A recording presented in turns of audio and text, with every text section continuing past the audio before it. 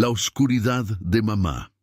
Siempre pensé que mamá era perfecta, la mujer que me daba besos de buenas noches, que preparaba panqueques los domingos y que siempre tenía una sonrisa cuando llegaba de la escuela. Pero eso fue antes de descubrir lo que escondía en el sótano. Todo comenzó en una tarde lluviosa de octubre. Papá había salido de viaje de negocios a Monterrey y no volvería hasta el fin de semana. Mamá parecía más alegre de lo normal, casi eufórica. Cantaba mientras preparaba la cena, algo que rara vez hacía cuando papá estaba en casa. «¿Por qué estás tan feliz, mamá?», le pregunté mientras ponía la mesa. «Oh, cariño», respondió, revolviéndome el cabello. «Solo estoy contenta de pasar tiempo a solas contigo». Debí haberlo notado entonces. La manera en que sus ojos brillaban con algo más que felicidad. Había algo oscuro detrás de esa sonrisa, algo hambriento. Esa noche, después de cenar, mamá me mandó a la cama temprano. Dijo que estaba cansada y que necesitaba descansar, pero escuché sus pasos bajando las escaleras mucho después de que se suponía que debía estar durmiendo. No iba hacia su habitación, iba hacia el sótano. Nuestra casa en las afueras de Guadalajara era vieja, construida en los años 50. El sótano siempre había sido territorio prohibido. Mamá decía que estaba lleno de cosas viejas y peligrosas, que las escaleras estaban podridas y que podría lastimarme si bajaba. Pero esa noche la curiosidad fue más fuerte que el miedo. Me deslicé fuera de mi cama y bajé las escaleras de puntillas. La puerta del sótano estaba entreabierta y una luz tenue se filtraba por la rendija. Escuché voces. Mamá estaba hablando con alguien. «Por favor». Era una voz de hombre quebrada por el miedo. «Tengo familia. Tengo hijos». «Todos tienen familia», respondió mamá con una voz que nunca le había escuchado antes. Fría, vacía. «Eso no los hace especiales». Me asomé por la rendija de la puerta. Lo que vi me heló la sangre. El sótano no estaba lleno de cosas viejas. Estaba limpio, casi clínico. Había una silla de metal en el centro, y atado a ella había un hombre de mediana edad. Tenía la boca amordazada, los ojos muy abiertos de terror. Mamá estaba de pie frente a él, sosteniendo algo brillante en la mano. Un cuchillo. «Verás», continuó mamá, dando vueltas alrededor del hombre como un tiburón.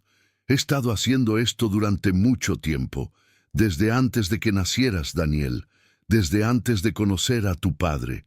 El hombre gimió detrás de la mordaza. «Al principio pensé que era solo ira.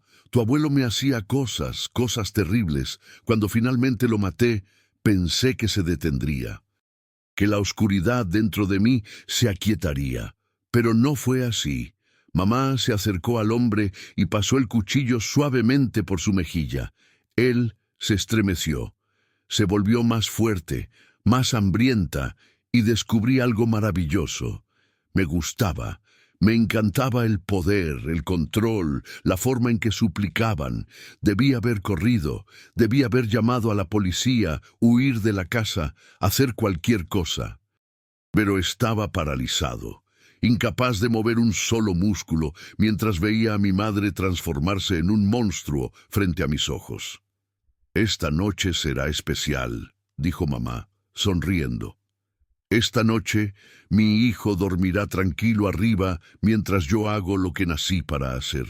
El hombre comenzó a forcejear desesperadamente contra las cuerdas. Mamá se rió, un sonido bajo y gutural que no parecía humano. «Nadie puede oírte aquí. Créeme, muchos lo han intentado». Eso fue cuando mi pie tocó la tabla suelta en el piso. El crujido resonó en el silencio como un disparo. Mamá se quedó helada. Lentamente, muy lentamente, giró su cabeza hacia la puerta. Nuestros ojos se encontraron. Por un momento vi miedo en su rostro, miedo genuino, pero luego se transformó en algo peor. Resignación. «Daniel», dijo suavemente. Cariño, ¿por qué no estás en la cama? No podía hablar, no podía moverme. Solo podía mirarla, a esta extraña con la cara de mi madre. Mamá dejó el cuchillo en una mesa cercana y comenzó a caminar hacia mí. El hombre en la silla aprovechó el momento para intentar gritar detrás de la mordaza, pero mamá lo ignoró por completo. Supongo que era inevitable, dijo, subiendo las escaleras del sótano. Parte de mí sabía que algún día lo descubrirías. Ven, sentémonos y hablemos. No, finalmente logré decir, retrocediendo. No quiero hablar contigo. No sé quién eres. Algo se quebró en su expresión. Dolor real cruzó su rostro. Soy tu madre, Daniel. Siempre he sido tu madre. Esto... Hizo un gesto hacia el sótano. Esto es solo otra parte de mí, la parte que mantengo separada para que puedas tener una vida normal. ¿Normal? Mi voz se estaba volviendo histérica. Hay un hombre atado en nuestro sótano. Ibas a matarlo. Sí, admitió simplemente. Iba a hacerlo, y lo haré. Pero primero, necesito que entiendas algo. Me tomó del brazo. Su agarre era firme pero no doloroso. Me condujo a la sala y me sentó en el sofá. Se sentó frente a mí, sus manos juntas como si estuviera rezando. Cuando tenía tu edad, comenzó. Mi padre me encerraba en el sótano durante días. Me hacía cosas que ningún padre debería hacer a su hija. Mi madre lo sabía y no hacía nada. Aprendí que el mundo está lleno de personas malas, Daniel. Personas que lastiman a otros porque pueden. Pero tú estás lastimando a alguien ahora mismo.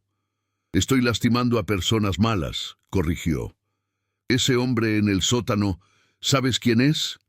Es Roberto Maldonado. La semana pasada violó y mató a una niña de 8 años en Zapopan. La policía lo sabe, pero no tienen suficientes pruebas para arrestarlo. Caminará libre, a menos que yo haga algo al respecto. Me quedé mirándola, tratando de procesar lo que estaba diciendo. Todos son como él. Mamá asintió. Cada uno. Paso meses investigando, asegurándome. Solo tomo a los que merecen ser tomados, los que el sistema deja escapar. Pero eso no te da derecho a matarlos. ¿No? Sus ojos se endurecieron. Entonces, ¿quién lo tiene? Un sistema que los deja libres. Un Dios que permite que existan en primer lugar. He salvado a docenas de personas al eliminar a estos monstruos, Daniel. He hecho más bien que mal. Me levanté del sofá, temblando. Tengo que llamar a la policía. No lo harás, dijo mamá tranquilamente. ¿Vas a detenerme? No, se recostó en su silla, viéndose de repente muy cansada. No te detendré. Pero piensa en esto primero. Si llamas a la policía me arrestarán. Iré a prisión por el resto de mi vida. Tu padre quedará destrozado. Tú quedarás solo, conocido como el hijo de una asesina serial. Tu vida se arruinará. Mi vida ya está arruinada. No, insistió. Tu vida está intacta. Puedes fingir que nunca viste nada esta noche. Puedes volver a la cama, despertar mañana por la mañana y todo será como siempre. Seguiré siendo tu madre, seguiré amándote, seguiré preparando panqueques los domingos. ¿Y el hombre en el sótano? Desaparecerá, como todos los demás. Y otra familia no tendrá que llorar la pérdida de su hija. Era una locura, todo lo que estaba diciendo era una locura. Pero mientras miraba a mi madre, vi algo que me hizo dudar. Vi convicción, creía genuinamente que estaba haciendo algo bueno. Necesito tiempo, dije finalmente. Necesito pensar. Mamá asintió. Tómate todo el tiempo que necesites, cariño. Solo... Por favor, no tomes ninguna decisión esta noche. Duérmelo. Mañana hablaremos más. Subí a mi habitación como un zombi. Me metí en la cama y me cubrí con las mantas hasta la cabeza, temblando. Desde abajo, muy tenue, escuché un grito ahogado. Luego silencio. No dormí esa noche. No podía. Cada vez que cerraba los ojos, veía la cara de mamá, esa expresión fría y vacía mientras sostenía el cuchillo. Veía al hombre atado a la silla.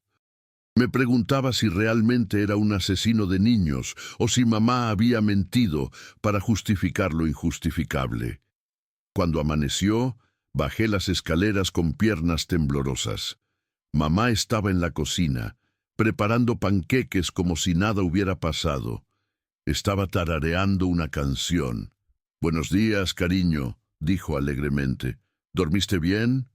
«Sabes que no». Su sonrisa se desvaneció un poco. «Siéntate. Cómete el desayuno, luego podemos hablar». Comí mecánicamente sin saborear nada. Mamá se sentó frente a mí con una taza de café, observándome. «¿Tomaste una decisión?», preguntó finalmente. «Necesito ver algo», dije.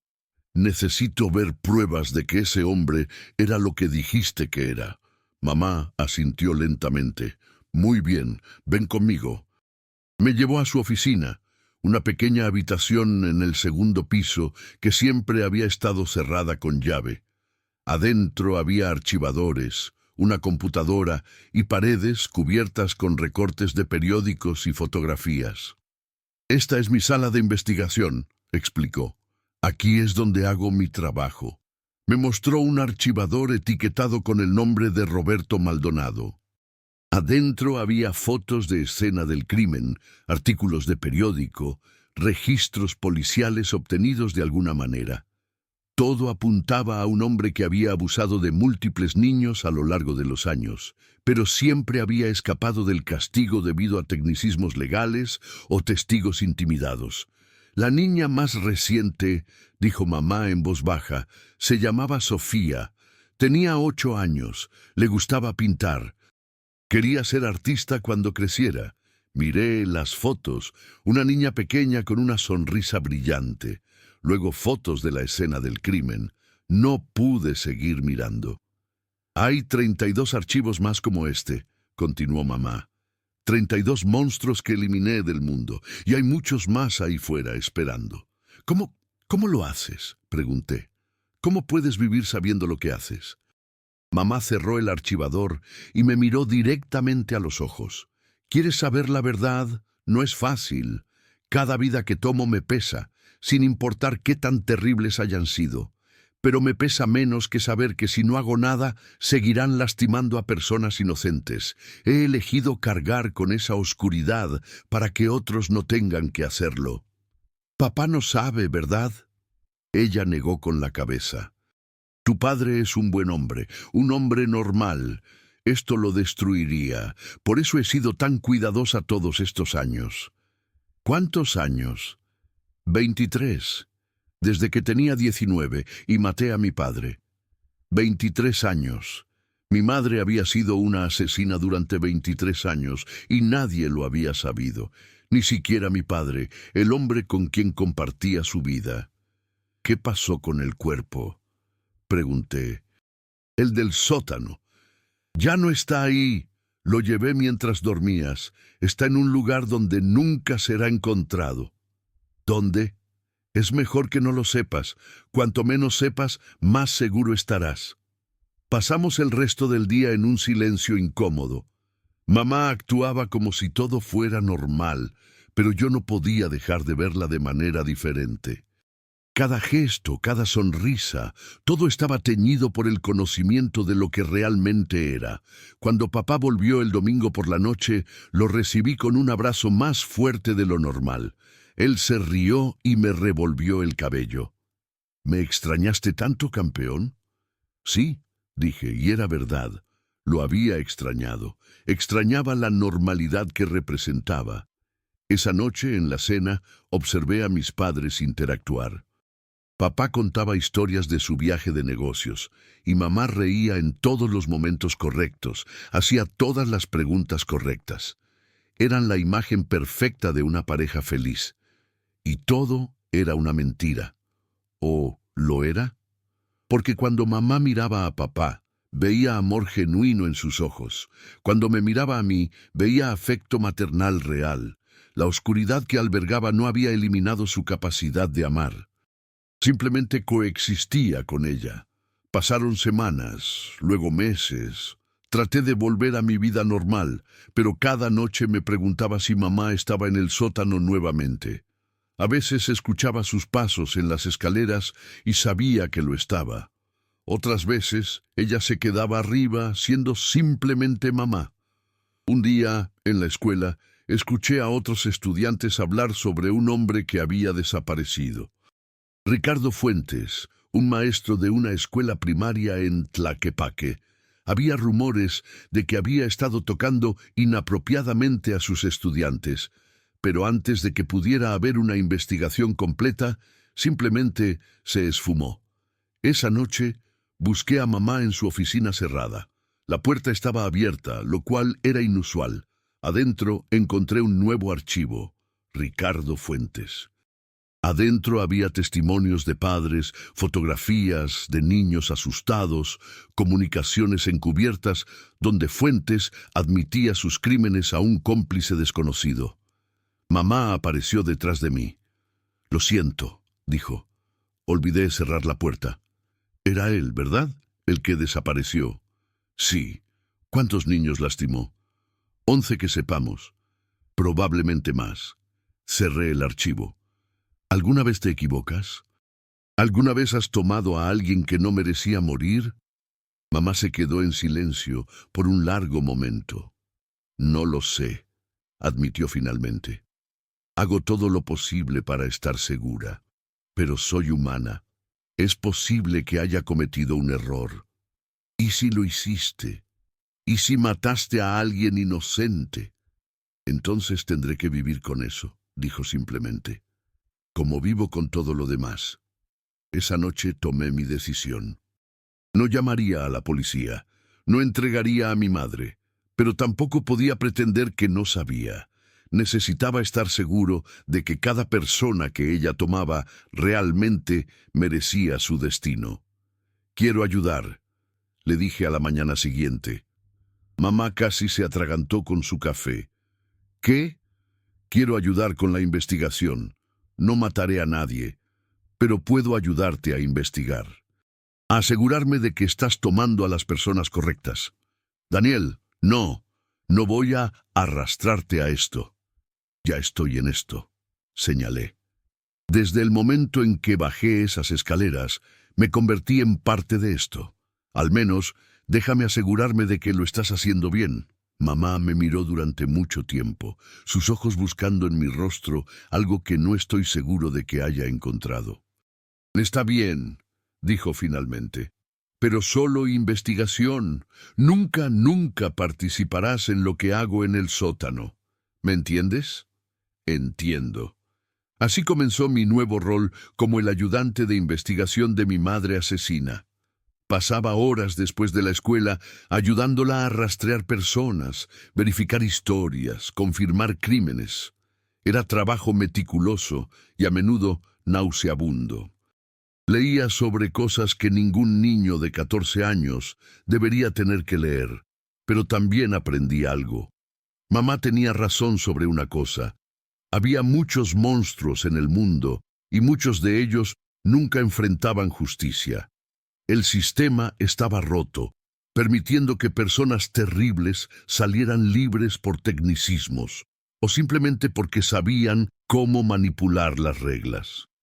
Eso no significaba que mamá tuviera razón al matarlos, pero empecé a entender por qué lo hacía. 6 meses después del día en que descubrí el secreto de mamá, ella trajo a casa a su 33º objetivo, un hombre llamado Jorge Pérez, que había estado traficando niños para una red de explotación sexual. La policía lo sabía, pero no podía tocarlo porque tenía conexiones políticas que lo protegían. Esa noche, mientras mamá bajaba al sótano, me senté en la sala y escuché. Escuché sus pasos, escuché la puerta cerrarse y escuché, muy tenuemente, gritos. No sentí horror, no sentí repulsión, solo sentí vacío, y eso me asustó más que cualquier otra cosa.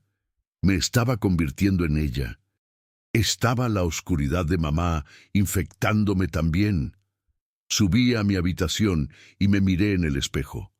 Busqué signos de monstruosidad en mi reflejo, pero solo vi a un chico de 14 años, de aspecto normal, con ojos tal vez un poco más viejos de lo que deberían ser. Mamá entró a mi habitación una hora después. Tenía manchas de sangre en las manos que había olvidado limpiar. ¿Estás bien?, preguntó. No lo sé, respondí honestamente. ¿Cómo sabes cuándo cruzas la línea, cuándo te conviertes en el monstruo?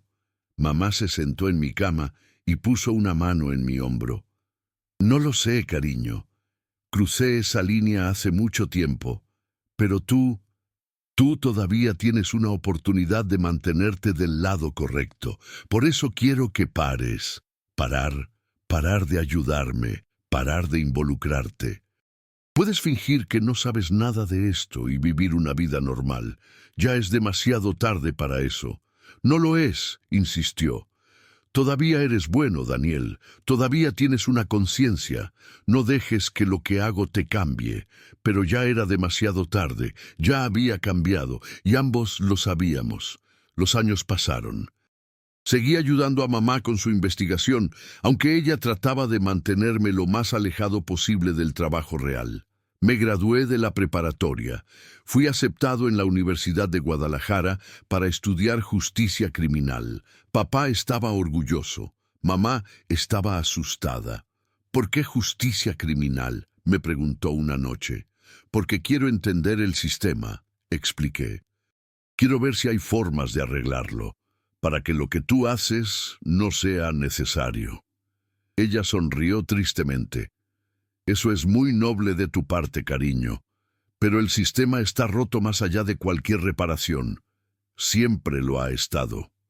Tal vez. Pero tengo que intentarlo. Durante mi primer año en la universidad, mamá mató a 6 personas más. Conocía cada nombre, cada crimen, cada detalle. Ayudé a investigar a 4 de ellos. Los otros 2 los manejó sola, sin decirme nada hasta después.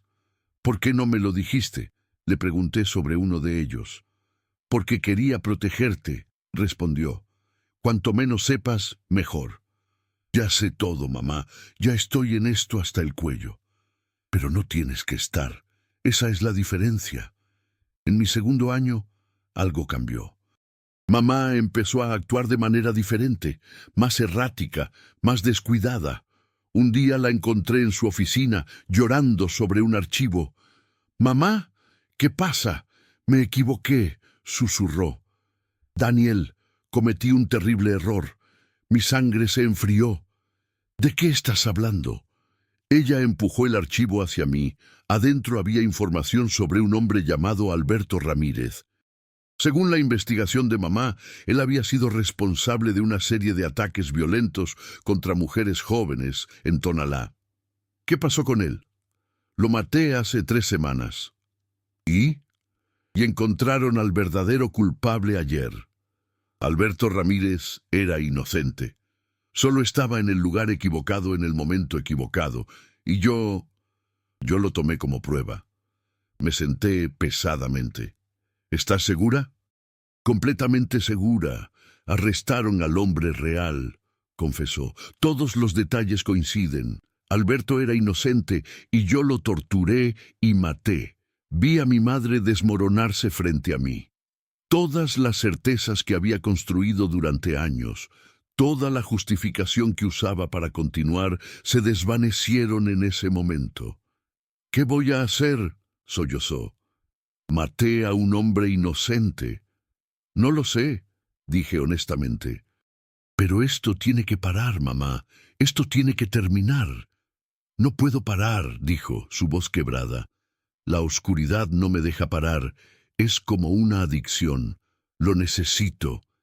Esa fue la primera vez que admitió la verdad. No era solo sobre justicia. Nunca lo había sido. Era sobre el poder, el control, la satisfacción oscura que obtenía de lo que hacía.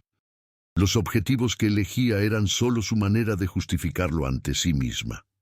«Necesitas ayuda», le dije. «Ayuda profesional». «¿Y cómo explico lo que he hecho? ¿Cómo le digo a un terapeuta que he matado a 39 personas? Entonces para. Simplemente para. Ya no más. Mamá me miró con ojos vacíos. No sé si puedo. Esa noche, cuando papá llegó a casa, mamá actuó como siempre. Sonrió, bromeó, preparó la cena. Pero yo podía ver las grietas en su fachada. La culpa la estaba carcomiendo por dentro. Durante las siguientes semanas observé a mamá deteriorarse. Perdió peso, dejó de dormir, se volvió paranoica, viendo peligro en cada sombra. Creo que alguien sabe, me susurró una noche. Creo que alguien está investigándome. ¿Quién? No lo sé, pero puedo sentirlo. Como cuando un animal sabe que está siendo cazado. Tal vez sea solo la culpa, sugerí. ¿La culpa por Alberto? No, esto es diferente. Resultó que mamá tenía razón. Un detective llamado Torres había estado investigando una serie de desapariciones en la zona metropolitana de Guadalajara. Todavía no había conectado los puntos, pero estaba acercándose. «Tenemos que irnos», dijo mamá una noche. «Empacar y desaparecer antes de que sea demasiado tarde. No podemos simplemente irnos», protesté. «Papá tiene su trabajo, yo tengo la universidad. Nuestra vida está aquí. No tendremos vida si me arrestan. Y tú serás arrestado como cómplice si descubren cuánto sabías». Tenía razón. Había pasado los últimos 4 años ayudándola. En los ojos de la ley era tan culpable como ella. «¿Qué vamos a hacer?» Mamá se quedó en silencio durante mucho tiempo. «Hay una manera», dijo finalmente. «Una manera de asegurarme de que tú y tu padre estén a salvo». «¿Qué?» «Puedo entregarme, confesar todo, pero solo si prometes algo». «¿Qué?» «Prométeme que vivirás tu vida, que no dejarás que lo que hice te defina. Prométeme que serás mejor de lo que yo fui». «Mamá, no. Promételo». Lágrimas rodaban por mis mejillas. «Te lo prometo». Mamá llamó a papá a casa del trabajo. Cuando llegó, se sentó con nosotros en la sala y le contó todo.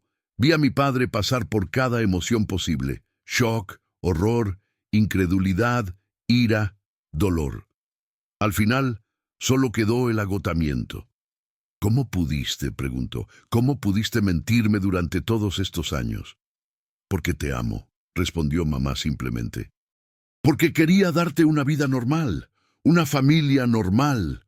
No hay nada normal en esto. Lo sé, y lo siento. Siento muchísimo haberte mentido. Siento haber arrastrado a Daniel a esto. Siento todo». Papá se levantó y caminó hacia la puerta. Necesito salir, necesito pensar». Se fue. Mamá y yo nos quedamos sentados en la sala en silencio. «¿Crees que volverá?», preguntó. «No lo sé». Papá volvió 3 horas después. Sus ojos estaban rojos de llorar. «He tomado una decisión», dijo. «Voy a darte una oportunidad de huir.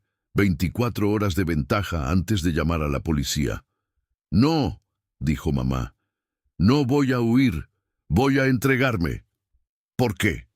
«Porque alguien tiene que pagar por Alberto Ramírez, y porque si huyo, Daniel siempre vivirá con miedo. Esta es la única manera de liberarlo». Al día siguiente, mamá se entregó al detective Torres. Confesó todo: los 39 asesinatos, los métodos que usaba, dónde había escondido los cuerpos. Fue sentenciada a cadena perpetua sin posibilidad de libertad condicional. El juicio fue un circo mediático. La carnicera de Guadalajara, la llamaban los periódicos. El ángel vengador. Algunos la veían como un monstruo. Otros como una especie de antiheroína retorcida. Yo solo la veía como mi madre. La visito una vez al mes en prisión. Hablamos sobre cosas mundanas: el clima, mi progreso en la universidad, las noticias del día. Nunca hablamos sobre lo que hizo. No necesitamos hacerlo. Papá se divorció de ella y se mudó a la Ciudad de México. No lo culpo. Algunas cosas son imperdonables, incluso cuando entiendes por qué sucedieron. Ahora tengo 23 años. Me gradué de la universidad y estoy trabajando como asistente del fiscal en Guadalajara. Trabajo dentro del sistema que mamá creía que estaba roto. Algunos días creo que ella tenía razón. El sistema es imperfecto. Permite que personas terribles salgan libres. Falla a las víctimas una y otra vez. Pero sigo intentando. Sigo luchando por hacer las cosas correctamente, por encontrar justicia sin convertirme en lo que mamá se convirtió. A veces, en noches oscuras, siento un tirón, un susurro de la misma oscuridad que consumió a mi madre. Me pregunto si está en mi sangre, esperando el momento correcto para emerger, pero luego pienso en Alberto Ramírez. Pienso en el hombre inocente que murió porque mamá estaba tan segura de su propia justicia, y sé que nunca puedo permitir que la oscuridad gane. Mi madre era una asesina. Mató a 39 personas, incluyendo al menos una que era inocente. Arruinó innumerables vidas, incluida la suya propia, pero también era mi madre. Me amaba, me crió, me enseñó a montar en bicicleta y me ayudó con mi tarea. Las personas son complicadas. Pueden ser tanto buenas como malas, tanto amorosas como monstruosas. Mamá era ambas cosas. Y vivo cada día tratando de honrar las partes buenas mientras rechazo la oscuridad. Porque al final, eso es todo lo que cualquiera de nosotros puede hacer, elegir la luz, incluso cuando la oscuridad nos llama.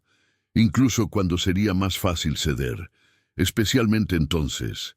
La última vez que visité a mamá en prisión, me preguntó si la odiaba. No, le dije honestamente. No puedo odiarte, pero tampoco puedo perdonarte. Y no sé si alguna vez podré. Ella asintió, aceptando eso. Está bien, no espero perdón, solo espero que vivas mejor de lo que yo lo hice. Lo intento cada día. Eso es todo lo que podemos hacer, dijo. Intentar. Mientras salía de la prisión ese día, miré hacia atrás una vez. Mamá estaba de pie junto a la ventana de la sala de visitas, observándome partir. Levantó una mano en despedida, devolví el gesto. Y entonces me fui de vuelta al mundo de la luz, dejando a la mujer que alguna vez fue mi madre en la oscuridad que ella misma creó. Pero incluso ahora, años después, a veces me despierto en medio de la noche y escucho pasos bajando hacia el sótano. Y tengo que recordarme a mí mismo que solo es un sueño, que mamá está en prisión, que la oscuridad se ha ido. Excepto que nunca se va del todo, ¿verdad? Siempre está ahí, al acecho en las sombras, esperando su momento. Y yo paso cada día de mi vida asegurándome de que nunca, nunca le dé ese momento, porque aprendí algo de la oscuridad de mamá. Una vez que la dejas entrar, nunca realmente se va, solo espera y observa, y espera su oportunidad de consumirte también, así que elijo la luz, cada día, cada momento.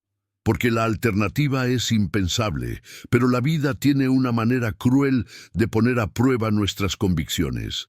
3 años después de que mamá entrara en prisión, recibí una llamada que cambiaría todo. Era el detective Torres, el mismo que había investigado a mamá. Daniel, necesito que vengas a la estación, ahora. ¿Qué pasó? Solo ven, es urgente. Cuando llegué, Torres me llevó a una sala de interrogatorios. Sobre la mesa había fotografías de escenas del crimen, cuerpos, víctimas torturadas de la misma manera que mamá solía hacerlo.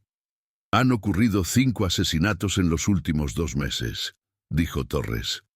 Todos siguen el mismo patrón que los de tu madre, exactamente el mismo.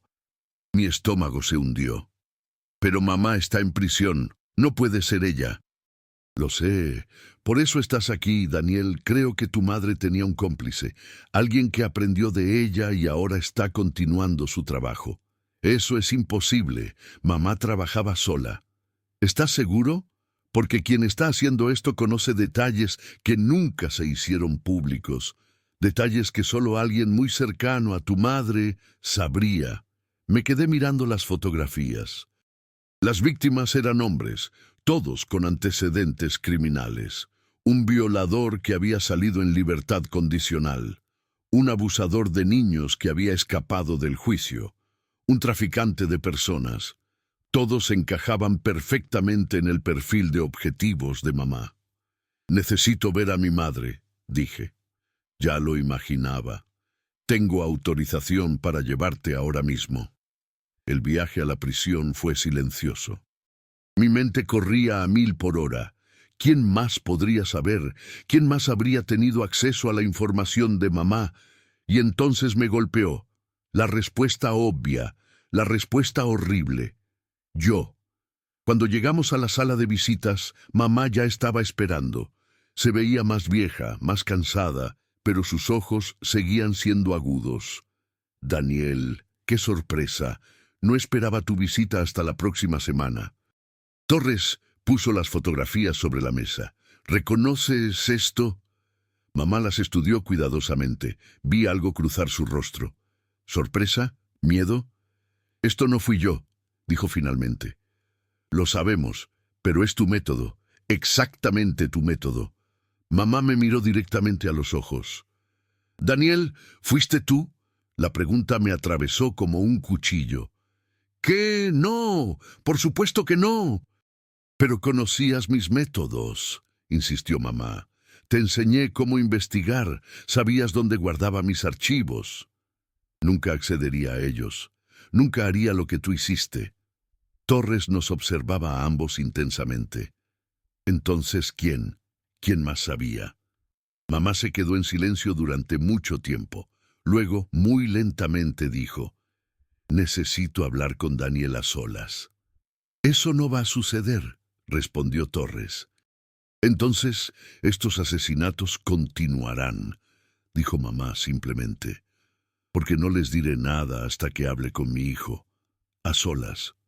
Torres me miró, asentí. Necesitaba saber qué sabía mamá. Después de mucha discusión, nos dejaron 5 minutos. Torres esperaría justo afuera de la puerta. En cuanto se fue, mamá se inclinó hacia adelante. Daniel, hay algo que nunca te dije. Algo que mantuve en secreto incluso de ti. ¿Qué?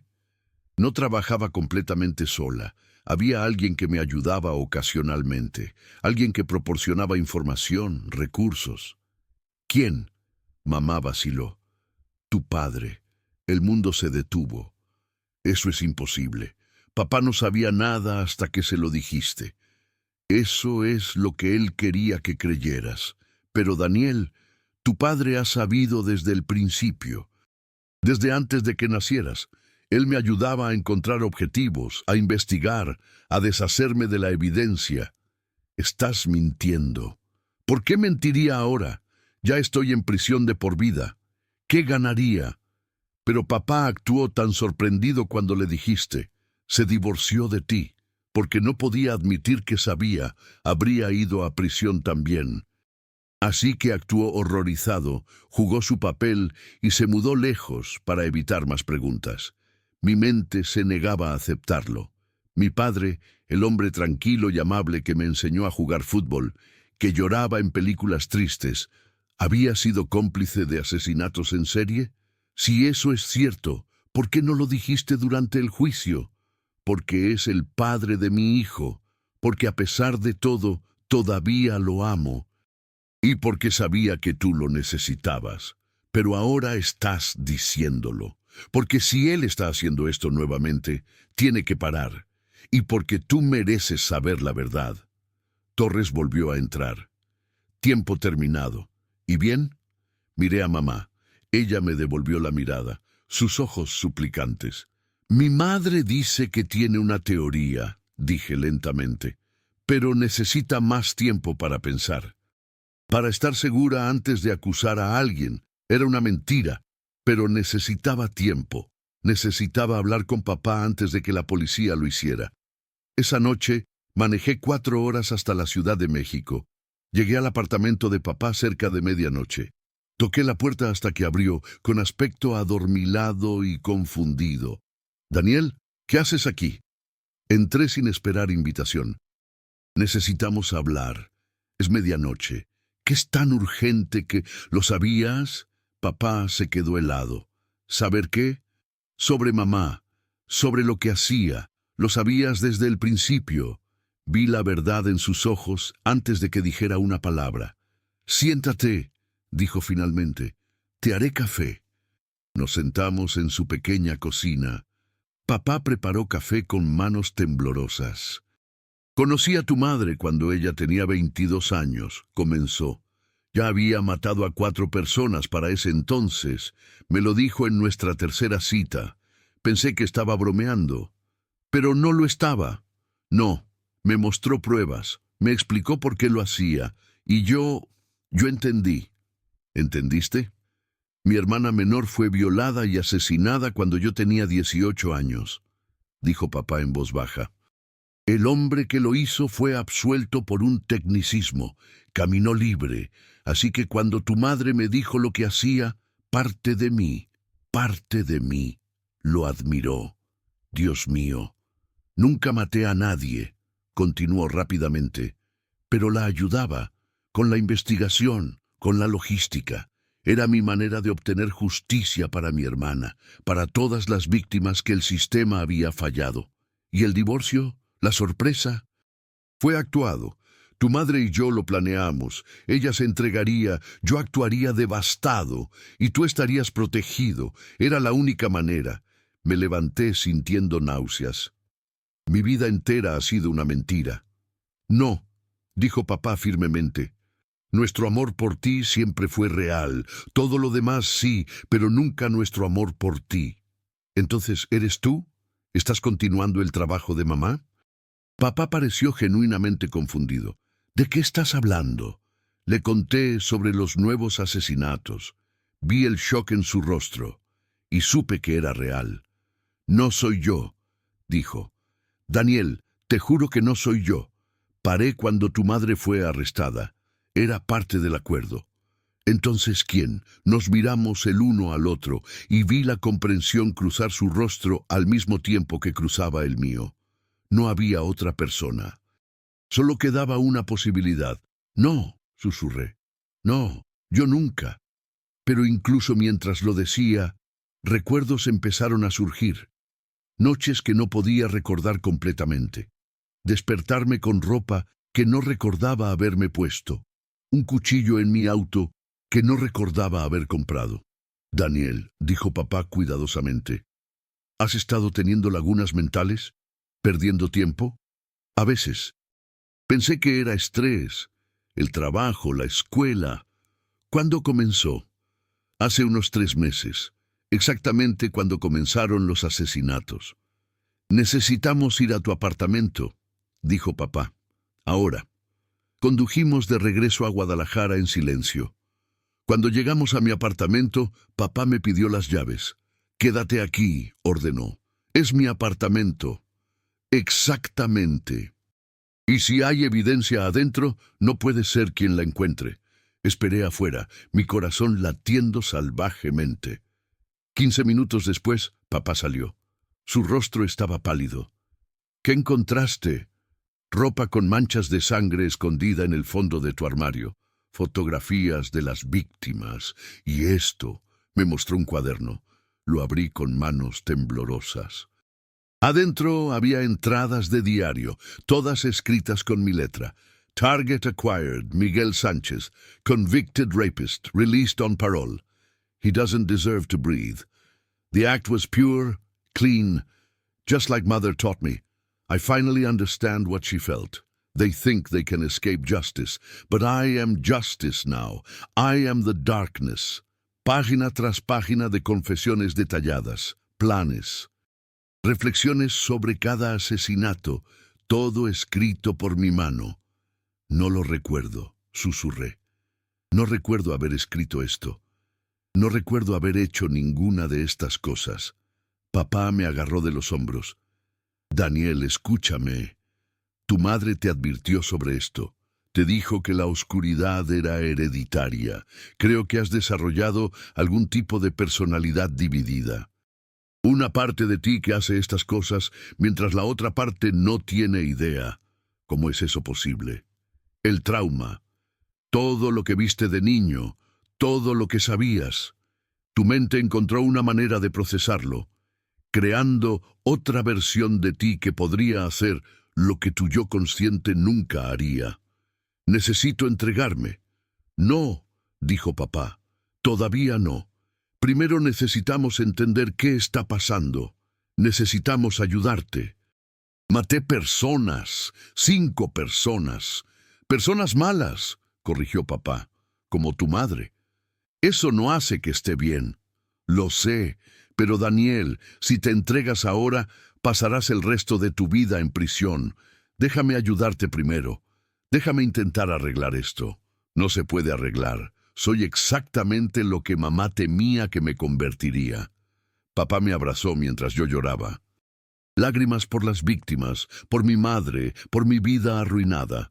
Y lágrimas porque, en lo profundo de mi ser, una pequeña parte de mí sentía satisfacción por lo que había hecho. Esa era la parte más aterradora de todas. Pasamos los siguientes 3 días tratando de entender qué estaba pasando conmigo. Papá me llevó a un psiquiatra que conocía, alguien que no haría preguntas. El diagnóstico fue trastorno de identidad disociativo, probablemente desencadenado por el trauma de mi infancia. Hay 2 personalidades, explicó el doctor. Daniel, quien es consciente y moral, y otro que llamo la sombra, que ha internalizado completamente las enseñanzas de tu madre. ¿Puedes curarlo?, preguntó papá. Potencialmente, con años de terapia, medicación. Pero sería un proceso largo y no hay garantías. No tenemos años, dije. La policía me está buscando. Es solo cuestión de tiempo antes de que me encuentren. Esa noche papá y yo tuvimos una larga conversación sobre qué hacer. Teníamos 3 opciones. 1. Entregarme y pasar mi vida en prisión. 2. Huir y vivir como fugitivo. 3. Encontrar una manera de detener a la sombra permanentemente. Hay una 4ª opción, dije finalmente. ¿Cuál? Podría terminar con esto, terminar conmigo mismo, antes de que mate a alguien más. Papá se puso pálido. Ni se te ocurra. Tu madre nunca me lo perdonaría. Yo nunca me lo perdonaría. Pero si no puedo controlar a la sombra, entonces encontraremos otra manera. Daniel, eres mi hijo. No voy a perderte. No así. Al final, decidimos intentar la 3ª opción. Encontraríamos una manera de suprimir a la sombra, de mantenerla dormida. El doctor sugirió un cóctel intenso de medicamentos antipsicóticos. Me dejarían somnoliento, embotado, pero debería evitar que la sombra emergiera. Durante 2 semanas pareció funcionar. No tuve más lagunas mentales. No encontré más ropa manchada de sangre. La sombra estaba dormida. Entonces, una noche, desperté en un lugar desconocido.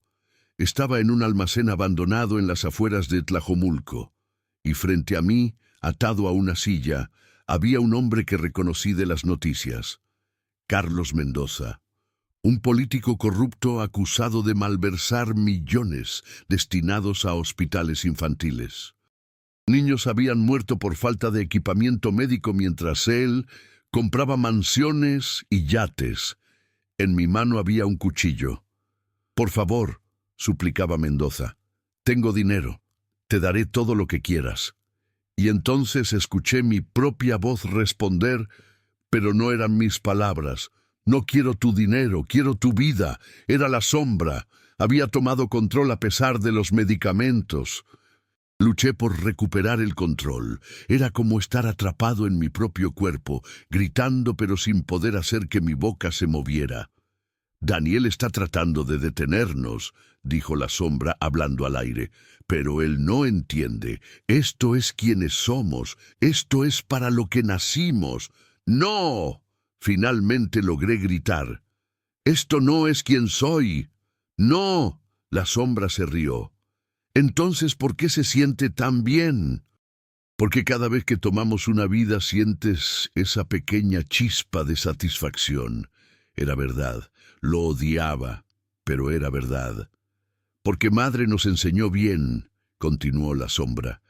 Nos mostró que el mundo está lleno de monstruos y alguien tiene que detenerlos. El sistema.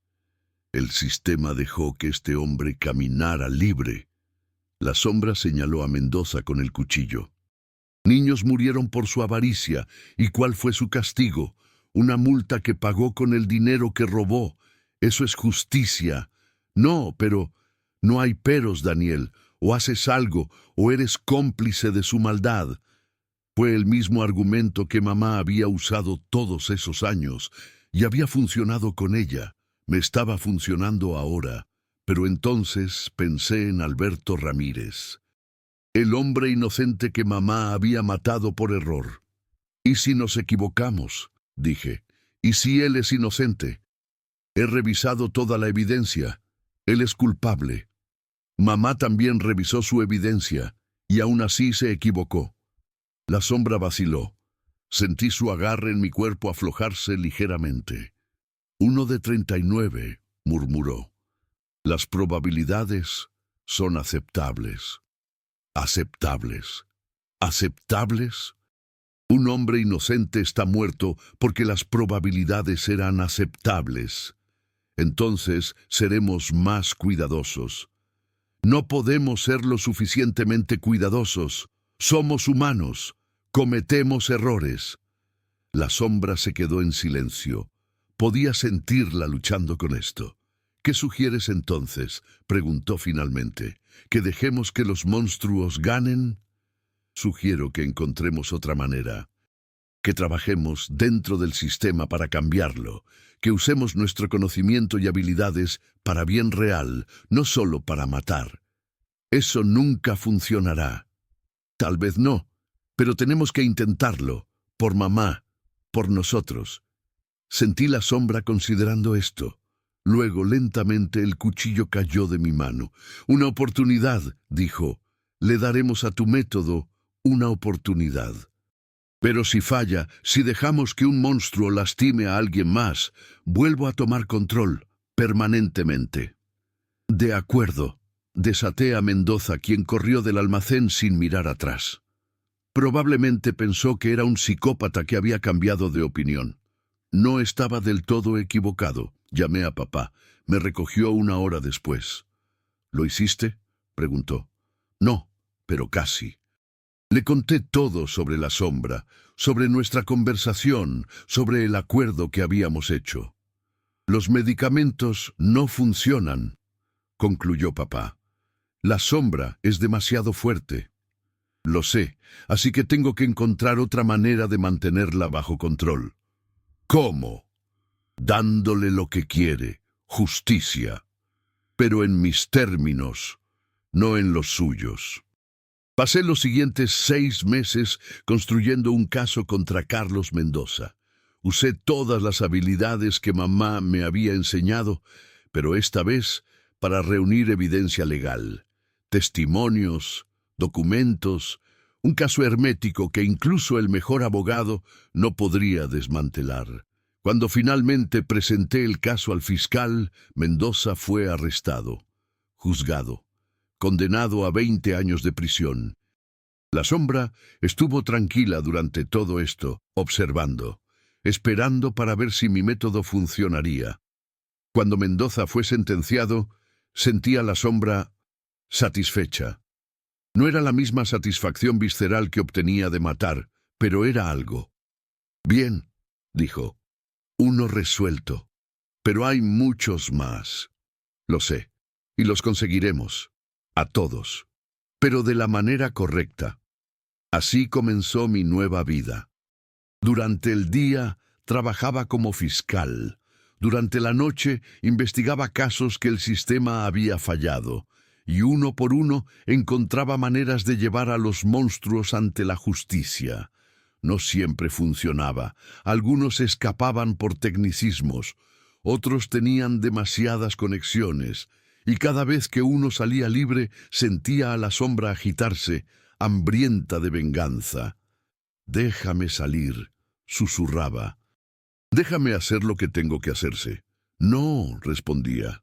Encontraremos otra manera. Y generalmente lo hacía. Si no podía conseguirlos por un crimen, encontraba otro. Evasión fiscal, fraude, lo que fuera necesario para sacarlos de las calles. No era perfecto. No era la justicia absoluta que mamá había creído que estaba repartiendo, pero era mejor que convertirme en el monstruo que tanto temía ser. 3 años después de descubrir la verdad sobre la sombra, recibí una llamada de la prisión. Mamá estaba enferma, cáncer de páncreas, etapa 4. Le quedaban semanas, tal vez días. Fui a verla inmediatamente. Se veía pequeña en la cama de la enfermería de la prisión, un fantasma de la mujer fuerte que solía ser. Daniel sonrió débilmente. Mi niño hermoso. Hola, mamá. He estado siguiendo tu carrera, dijo. Tienes un récord de condenas impresionante. Aprendí del mejor, aunque estoy usando las lecciones de manera diferente. Lo sé, y estoy orgullosa de ti por eso. ¿Lo estás? Pensé que estarías decepcionada, que pensarías que mi método es demasiado lento, demasiado imperfecto. Mamá negó con la cabeza. Te habría dicho eso una vez. Pero he tenido mucho tiempo para pensar aquí, para reflexionar sobre Alberto Ramírez y todos los demás, y me di cuenta de algo. Tenías razón. No somos dioses. No podemos jugar a ser jueces, jurados y verdugos. Pero tú creías. Yo estaba enferma, Daniel, mentalmente enferma. Usé mi trauma como excusa para alimentar la oscuridad dentro de mí. Llamé monstruos a mis víctimas para no tener que admitir que yo era el verdadero monstruo. Lágrimas rodaban por sus mejillas. No seas como yo, susurró. Sé mejor. Ya eres mejor. Mamá, hay algo que necesito decirte sobre lo que me ha estado pasando. Le conté todo sobre la sombra, sobre los asesinatos que había cometido, sobre la lucha continua por mantener el control. Esperaba ver horror en su rostro. En su lugar vi comprensión. Lo sabía, dijo. Desde el momento en que bajaste esas escaleras cuando tenías 14 años, supe que la oscuridad te había tocado también. Es mi mayor arrepentimiento, Daniel, no protegerte de ella. No pudiste protegerme, estaba destinado a suceder. No, insistió. La oscuridad no es un destino, es una elección. Y cada día que eliges no dejarla ganar, estás siendo más fuerte de lo que yo jamás fui. Sostuve su mano mientras el sol se ponía fuera de la ventana de la enfermería. ¿Cómo lo haces?, preguntó. ¿Cómo mantienes a la sombra bajo control? Le doy un propósito, canalizando su necesidad de justicia en maneras constructivas. No siempre funciona, pero la mayoría de las veces es suficiente.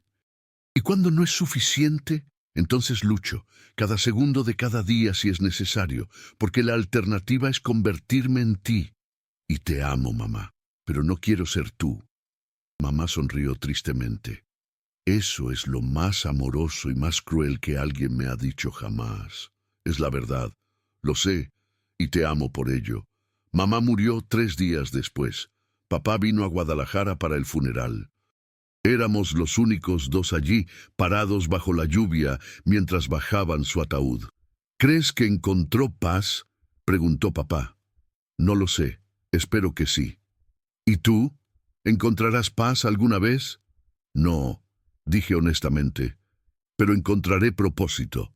Y por ahora eso es suficiente. Hoy tengo 32 años. He sido fiscal durante 8 años. He condenado a 237 criminales. No todos eran monstruos del calibre que mamá perseguía, pero todos merecían enfrentar justicia. La sombra todavía está ahí.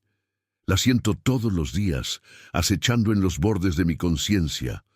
A veces, cuando un caso sale mal, cuando veo a un culpable caminar libre, me susurra, me tienta. Déjame salir, dice, déjame hacer lo que debe hacerse, y cada vez digo no. No porque sea fuerte, no porque sea mejor que mamá, sino porque he visto a dónde lleva ese camino. He visto cómo la oscuridad consume todo hasta que no queda nada más que vacío. Mamá pensó que estaba llenando el vacío dentro de ella con justicia, pero en realidad solo estaba haciéndolo más profundo, más hambriento. No cometeré el mismo error. Esta es mi historia. La historia del hijo de una asesina serial que lleva la misma oscuridad en su sangre, pero se niega a dejarla ganar. No es una historia feliz. No hay una resolución perfecta, ninguna cura mágica. Solo hay la lucha, día tras día, momento tras momento, eligiendo la luz sobre la oscuridad. Y tal vez eso tenga que ser suficiente, porque al final eso es todo lo que cualquiera de nosotros puede hacer: elegir quiénes queremos ser, a pesar de lo que somos. Mamá eligió la oscuridad, yo elijo la luz, y cada día que mantengo esa elección, honro su memoria, no repitiendo sus errores, sino aprendiendo de ellos. Esa es la lección final que me enseñó mi madre. No que el mundo esté lleno de monstruos que necesitan ser cazados, sino que todos llevamos la capacidad de convertirnos en monstruos. La verdadera valentía no está en matar monstruos, está en negarse a convertirse en uno, incluso cuando la oscuridad susurra tu nombre, incluso cuando sería más fácil rendirse, especialmente entonces. Y así continuó, luchando, eligiendo, viviendo, no por mamá, no por papá, por mí, por la persona que elijo ser, a pesar de la oscuridad que llevo dentro.